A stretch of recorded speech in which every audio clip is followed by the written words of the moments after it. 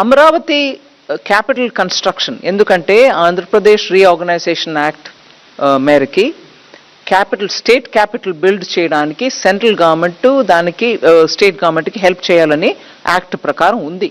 So capital city Amaravati buildup చేయడానికి మేము డెఫినెట్గా వాళ్ళకి అసిస్టెన్స్ ఇవ్వాలి. ఇప్పుడు నేను చెప్పిన 15,000 కోట్లు వరల్డ్ బ్యాంక్ అసిస్టెన్స్ తోటి మేము వాళ్ళకి తెప్పిస్తున్నాం.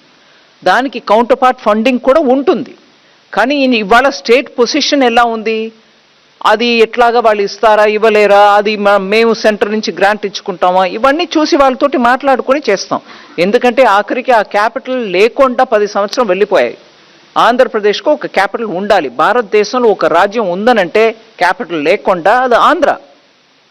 అది యాక్ట్ ప్రకారం ఈ పార్టీకి ఆ క్యాపిటల్ అక్కడ ఉండాల్సిందే. నేను ఎవరు చేస్తారు ఎవరు చేయలేదు అనే విషయానికి వెళ్ళలే.